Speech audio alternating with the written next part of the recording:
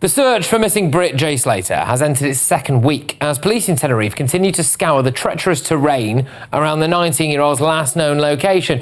Up to today, this was the last recorded footage of Jay Slater at a music festival on the night before he went missing. But then this morning, his family released CCTV footage from last Monday evening, nearly 10 hours after his last confirmed sighting.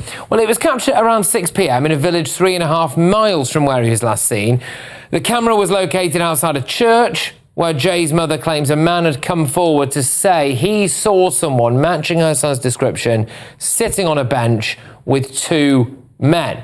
It's all got, well, even weirder than it was to begin with, to be honest with you, this search for Jay Slater. I'm joined now by the MailOnline senior global reporter. It's Nick Pisa, who is live from Tenerife. Look, Nick, thank you very, very much. There are some wild conspiracy theories flying around online.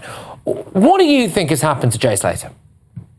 That's a good question. It's a difficult one to answer. And I think at the end of the day, what we do have to bear in mind is that there's a family here who are just looking for their son, their sibling. They have no idea where he is. And obviously, as time has gone on, they are beginning themselves to wonder what exactly has happened. Initially, we all thought perhaps he had maybe got lost up the mountain. But the fact that no one has seen him, there's been no trace of him on that mountain, and the police and the mountain rescue have gone through that ravine with a fine tooth comb, you have to begin to ask yourself, as the family are beginning to as well, has someone possibly taken him? Because it all, as you said, it does sound very weird. We know he went to this house, this Airbnb, where these two British guys were, and then we know that he left that house and he asked the lady next door who runs the bar how he gets back to Playa des Americas, Los Cristianos area of South Tenerife, where his hotel is. And that woman told me that she, although they couldn't understand themselves in language, she put her fingers up and said 10, bus 10, which he seemed to understand. Yet he then decides to walk north up the mountain away from Los Cristianos because the same woman sees him a few minutes later going up the road, which obviously begs the question, why has he done that? And obviously he must have been reasonably compass mentis because he's managed to walk half a mile up the road, yet his phone pings for the last time at this viewpoint, just above the village of Masca, and they think he's headed towards the gorge, which just doesn't really add up, if you ask me.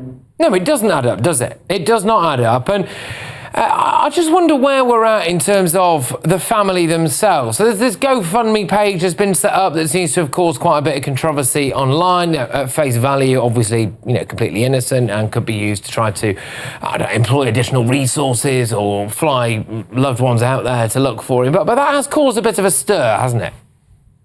Yes, and they've insisted that this fund, which was £30,000, let's remember, was the target of the donations. And we should say that they've raised that within 3 days, which is quite phenomenal, really. But Debbie, the mother, has insisted to me that they have no intention of touching that money at all because they just are relying on family and friends who are helping them out with their accommodation here in Tenerife and helping them out with meals and picking food to have at home, that sort of stuff. So they are adamant that they will not touch that £30,000, and they don't want to touch the £30,000. Obviously, there's underlying suspicions as to what it's for, but I don't think it's right that we should go into that sort of territory because it is the realms of online sleuths as well. I mean, some of the theories that are going around are just absolutely incredible, and it's just adding to the heartache of Debbie and Jay's father Warren and his brother Zach as well. Yeah, I mean, it is fascinating stuff in a morbid way. I'm just reading something here, literally here from the Daily Mail that was published a few hours ago. Okay, so this is the headline. It says, Spanish police searching for Jay Slater investigate if his background is, quotes, relevant to his disappearance.